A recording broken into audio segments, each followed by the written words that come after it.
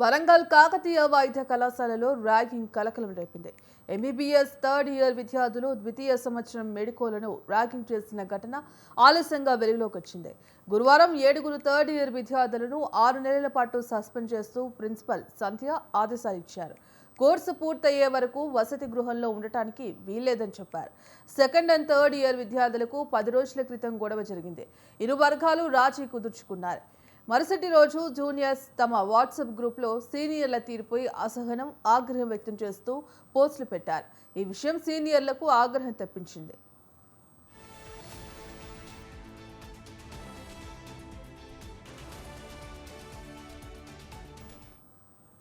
దీంతో కొంతమంది సీనియర్లు హాస్టల్ భవనంపైకి జూనియర్లను పిలిపించి వాట్సాప్ పోస్టులపై ప్రశ్నల వర్షం కురిపించారు. మోకాళ్లపై కూర్చోబెట్టి తప్పైందని, మరోసారి ఇలా చేయబోమని క్షమాపణ చెప్పించుకున్నారు.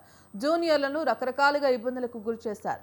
ఈ దృశ్యాలను జూనియర్లు చాకచక్యంగా సెల్ ఫోన్లో వీడియో రికార్డ్ చేశారు.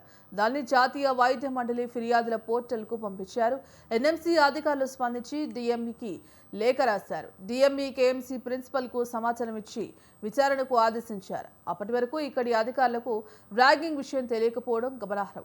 ర్యాగింగ్ నిరోధక కమిటీ ప్రతినిధులు 2 రోజులుగా విచారించి ర్యాగింగ్ జరిగింది వాస్తవమని తేల్చారు.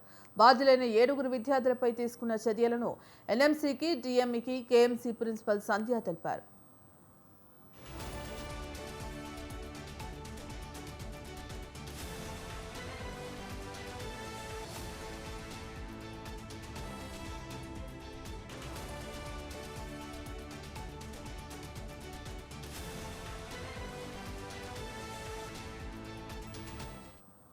వైద్య కళాశాలలో ర్యాగింగ్ ఘటనలు కట్టడి చేసేందుకు జాతీయ వైద్య మండలి ఏర్పాటు చేసిన ఫిర్యాదుల పోర్టల్ బాధిత విద్యార్థులకు ఉపయోగకరంగా మారుతోంది.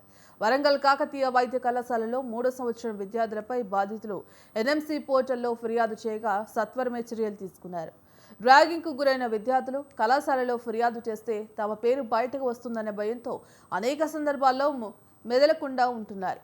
ఇంకా కొన్నిసార్లు ఫిర్యాదు చేసిన కళాశాల నిర్వాహకులు తేలిగ్గా తీసుకుంటున్నట్లు ఎన్ఎంసీ దృష్టికి వచ్చింది. ఈ క్రమంలో ఎన్ఎంసీ ప్రత్యేక వెబ్ పోర్టల్లో గ్రీవెన్స్ సెల్ ప్రారంభించింది. ఇందులో ఫిర్యాదు చేసిన వారి వివరాలు గోప్యంగా ఉంటాయి. ర్యాగింగ్ కట్టడి కార్యక్రమాలు చేపడతామని అకాడమిక్ డిఎంఈ శివరాం ప్రసాద్ తెలిపారు.